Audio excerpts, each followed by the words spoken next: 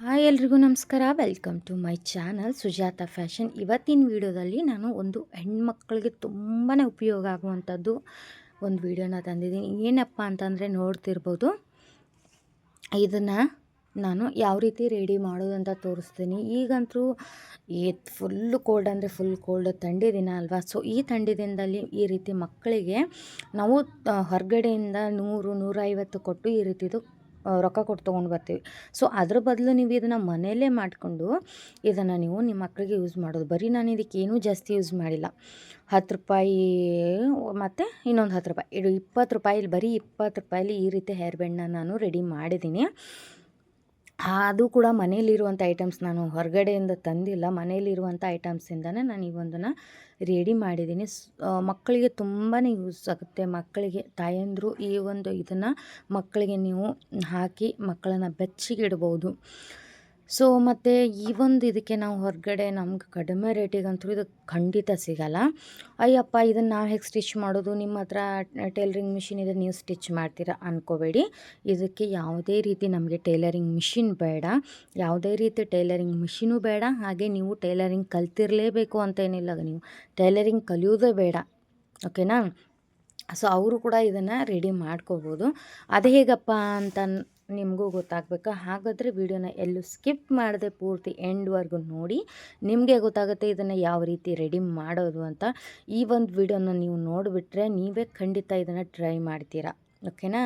So ಯಾರೆಲ್ಲ ಈ ವಿಡಿಯೋನ ನೋಡಿ ಟ್ರೈ ಮಾಡ್ತೀರಾ ಅಂತ ನನಗೆ ಕಾಮೆಂಟ್ ಬಾಕ್ಸಲ್ಲಿ ಕಾಮೆಂಟ್ ಮಾಡಿ. ಹಾಗೆ ಬನ್ನಿ ಹೇಗೆ ಮಾಡೋಣ ಅಂತ ನೋಡ್ಕೊಂಡು ಬರೋಣ.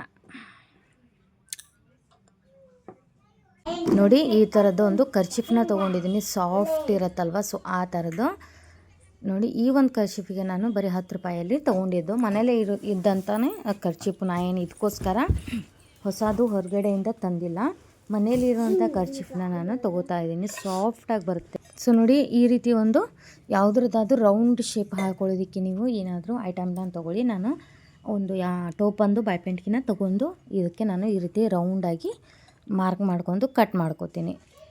ನೋಡಿ, ಚಾಕ್ ಪೀಸಲ್ಲಿ ಈ ರೀತಿ ರೌಂಡ್ ಶೇಪಾಗಿ ಹಾಕ್ಕೊಂಡು ಇದನ್ನು ಕಟ್ ಮಾಡ್ಕೋತೀನಿ. ಇದನ್ನು 4 ಲೇಯರಾಗಿ ಮೊದಲು ಬಟ್ಟೆನ ಮಡಚಿಟ್ಕೊಂಡಿದ್ದೀನಿ, ನೋಡಿದ್ರಲ್ವ. ಸೊ ಆ ರೀತಿ 4 ಲೇಯರಾಗಿ ಬಟ್ಟೆನ ಮಡಚ್ಕೊಂಡು ಈ ರೀತಿ ರೌಂಡ್ ಶೇಪಾಗಿ ಮಾರ್ಕ್ ಹಾಕ್ಕೊಂಡು ಇದನ್ನು ಕಟ್ ಮಾಡ್ಕೋಬೇಕು. ನೋಡಿ, ಈ ರೀತಿಯಾಗಿ ಕಟ್ ಮಾಡಿಕೊಂಡು ರೌಂಡ್ ಶೇಪಾಗಿ 4 ಲೇಯರಾಗಿ ಬಂತು. ಸೊ ಇದನ್ನು ಇಟ್ಕೊಂಡು ಇವಾಗ ನಾವು ಯಾವ ರೀತಿ ನಾವು ಇದನ್ನು ಮಾಡೋದಂತ ನೋಡೋಣ. ಇದಕ್ಕೆ ಯಾವುದೇ ಕಾರಣಕ್ಕೂ ನೀವು ಮಿಷನ್ ಯೂಸ್ ಇಲ್ಲ, ಹಾಗೆ ನಿಮಗೆ ಟೈಲರಿಂಗು ಬೇಕಾಗಿಲ್ಲ. ಉಳಿದಿರುವಂಥ ಬಟ್ಟೆನ ಈ ರೀತಿ ನಾನು ಇಲ್ಲೊಂದು ಸ್ವಲ್ಪ ಕಡಿಮೆ ಬಿದ್ದಿತ್ತು, ಸೊ ಅದಕ್ಕೊಂದು ಸ್ವಲ್ಪ ಬಟ್ಟೆನ ಅಟ್ಯಾಚ್ ಮಾಡ್ಕೊಂಡಿದ್ದೀನಿ. ಈ ರೀತಿ ನಾವು ಉದ್ದ ಕಟ್ ಮಾಡಿಕೊಂಡು ಈ ರೀತಿ ಒಂದು ಹೇರ್ ಬ್ಯಾಂಡ್ನ ತೊಗೋಬೇಕು. ಹೇರ್ ಬ್ಯಾಂಡ್ನ ತೊಗೊಂಡು ಈ ಬಟ್ಟೆನ ನಾವು ಅದಕ್ಕೆ ಅಟ್ಯಾಚ್ ಮಾಡಬೇಕಾಗತ್ತೆ. ಅಟ್ಯಾಚ್ ಮಾಡೋದಕ್ಕೆ ಏನಿಲ್ಲ, ಈ ರೀತಿ ಒಂದು ಗಮ್ನ ತೊಗೊಳ್ಳಿ. ಯಾವುದೇ ರೀತಿ ಸ್ಟಿಚ್ ಮಾಡುವಂಥದ್ದೇನಿಲ್ಲ. B7000 ಅಂತ ಬೇರೆ ಯಾವ ಗಮ್ ಇದ್ರೂ ನಡೆಯುತ್ತೆ. ಸೊ ಈ ರೀತಿ ಒಂದು ಗಮ್ನ ತೊಗೊಂಡು ಈ ಹೇರ್ ಬ್ಯಾಂಡ್ಗೆ ಫುಲ್ಲಾಗಿ ಹಚ್ಕೋಬೇಕು ಗಮ್ನ.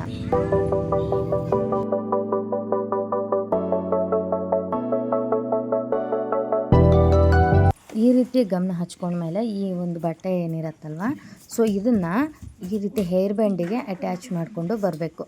ನೋಡಿ, ಈ ರೀತಿ ಅಂಟಿಸ್ಕೊತಾ ಬರಬೇಕು ಪೂರ್ತಿಯಾಗಿ.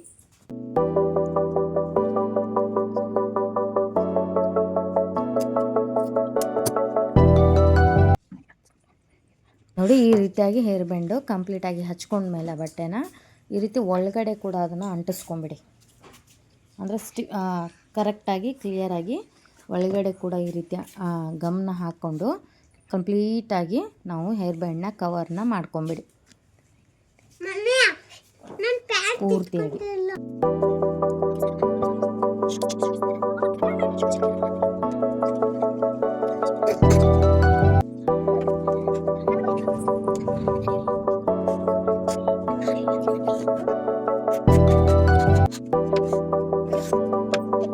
ನೋಡಿ, ಈ ರೀತಿಯಾಗಿ ಪೂರ್ತಿಯಾಗಿ ಅಂಟಿಸ್ಕೊಂಡ್ಮೇಲೆ ನಮ್ಮದು ಹೇರ್ ಬ್ಯಾಂಡು ಕವರ್ ಆಯ್ತು ಈ ಒಂದು ಬಟ್ಟೆನಲ್ಲಿ.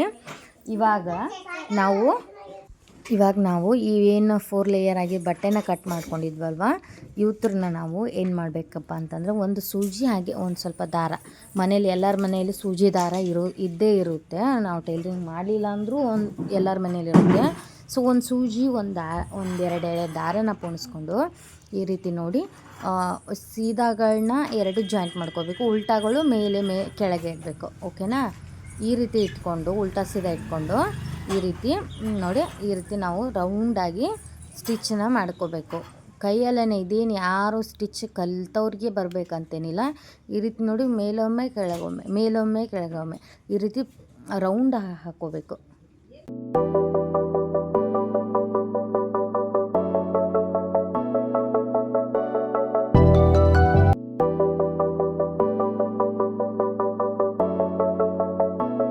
ಈ ರೀತಿ ರೌಂಡಾಗಿ ಸ್ಟಿಚ್ ಮಾಡ್ಕೊಂಡು ಬಂದಮೇಲೆ ನೋಡಿ, ಇಲ್ಲಿ ಒಂದು 1/4 ಇಂಚಿನಷ್ಟು ಗ್ಯಾಪ್ ಬಿಡಬೇಕು. ಇಲ್ಲೊಂದು ಸ್ವಲ್ಪ ಪೂರ್ತಿಯಾಗಿ ಕಂಪ್ಲೀಟಾಗಿ ಹಾಕೋಬಾರ್ದು. ಇಲ್ಲೊಂದು 1/4 ಇಂಚಿನಷ್ಟು ಗ್ಯಾಪ್ ಬಿಟ್ಟು ನಾವು ಇದನ್ನು ಗಂಟು ಹಾಕೋಬೇಕು ಇಲ್ಲಿಗೇನೆ. ನೋಡಿ, ಗಂಟು ಹಾಕೊಂಡ ನಂತರ ಇವಾಗ ದಾರನ ಕಟ್ ಮಾಡ್ಕೊತಿದ್ದೀನಿ. ಸೊ ಇದೇ ರೀತಿ ಇದನ್ನು ಕೂಡ ನಾವು ರೆಡಿ ಮಾಡ್ಕೋಬೇಕು. ಸೊ ಇದು ಕೂಡ ರೆಡಿ ಆಯಿತು, ನೋಡ್ತಾ ಇರ್ಬೋದು. ಇವಾಗ ನೋಡಿ, ಇದನ್ನು ಕೂಡ ಸೆಂಟ್ರಲ್ಲಿ ಜಾಗ ಬಿಟ್ಟು ಮಾಡ್ಕೊಂಡಿದ್ದೀನಿ. ಇವಾಗ ಇದನ್ನು ಟರ್ನ್ ಮಾಡ್ಕೋಬೇಕು. ಉಲ್ಟಾ ಇರೋದನ್ನು ಈ ರೀತಿ ಟರ್ನ್ ಮಾಡಿ ನಾವು ಸೀದಾನ ಮಾಡ್ಕೋಬೇಕು. ನೋಡಿ, ಈ ರೀತಿ ರೌಂಡದ್ದು ನೋಡಿ ಯಾವ ಶೇಪ್ ರೌಂಡಲ್ಲಿ ಬಂದಿದೆ. ಸೊ ಈ ರೀತಿ ಸೀದಾ ಮಾಡಿಕೊಂಡು ಎರಡನ್ನೂ ಕೂಡ ಅದೇ ರೀತಿ ಸೀದಾ ಮಾಡ್ಕೋಬೇಕು. ಉಲ್ಟಾ ಒಳಗೆ ಹೋಗುತ್ತೆ, ನಾವು ಸ್ಟಿಚ್ ಮಾಡಿದ್ದು ಸೀದಾ ಅನ್ನುವಂಥದ್ದು ಮೇಲೆ ಬರುತ್ತೆ.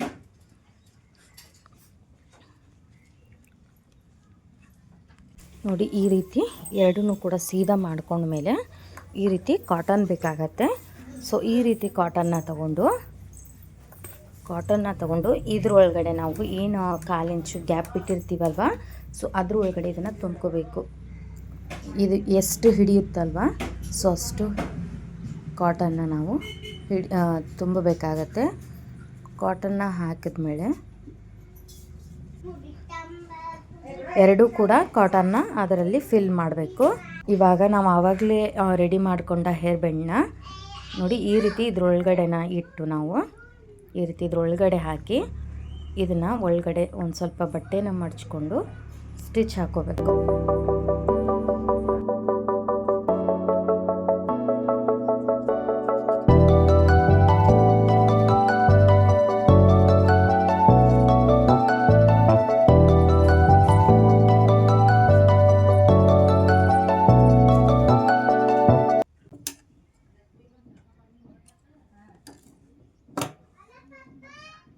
ಇನ್ನೊಂದು ಕಡೆ ಕೂಡ ಇದೇ ರೀತಿನೇ ನಾವು ಸ್ಟಿಚ್ನ ಮಾಡ್ಕೋಬೇಕು.